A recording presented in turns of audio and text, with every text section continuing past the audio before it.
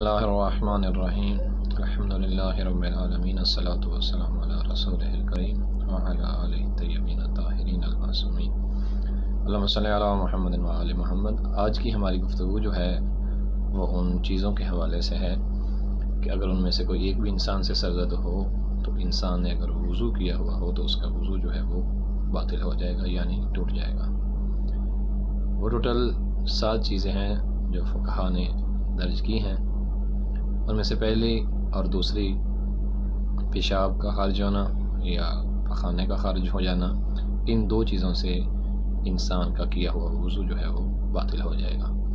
ہاں، پیشاب کے بعد اور استبراء سے پہلے جو رطوبت خارج ہوتی ہے وہ بھی اسی پیشاب کے ہی حکم میں ہے، یعنی اس سے بھی انسان کا وضو جو ہے وہ باطل ہو جائے گا۔ تیسرے نمبر پہ ریح کا خارج ہونا، اگر انسان کی ہوا خارج ہوتی ہے تو اس سے بھی انسان کا وضو جو ہے وہ باطل ہو جائے گا۔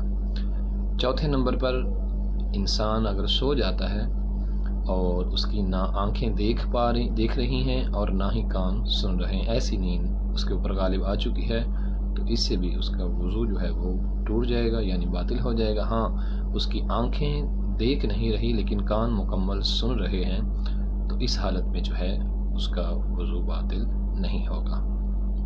خون استحاضہ کے حوالے سے بھی انسان کا وضو جو ہے وہ خاتون کا باطل ہو جائے گا، جس کے احکام مفصل کتابوں میں موجود ہیں۔ انسان کی عقل کا زائل ہو جانا، یعنی اس کے اوپر دیوانگی چھا گئی ہے، مستی آ گئی ہے یا وہ بے ہوش ہو چکا ہے، تو ایسی حالت میں اگر اس نے وضو کیا ہوا ہوگا تو اس کا وضو جو ہے وہ باطل ہو جائے گا۔ اس کے ساتھ جنابت کی وجہ سے بھی انسان کا جو ہے وہ وضو باطل ہو جاتا ہے اگر اس کے اوپر غسل جنابت جو ہے وہ واجب ہوتا ہے تو، اور احتیاط مستحب کی بنا پر کوئی بھی ایسا فعل جو اس کے اوپر غسل کے واجب ہونے کا سبب بنتا ہو، اس سے بھی جو ہے وہ انسان کا کیا ہوا وضو جو ہے وہ باطل ہو جائے گا۔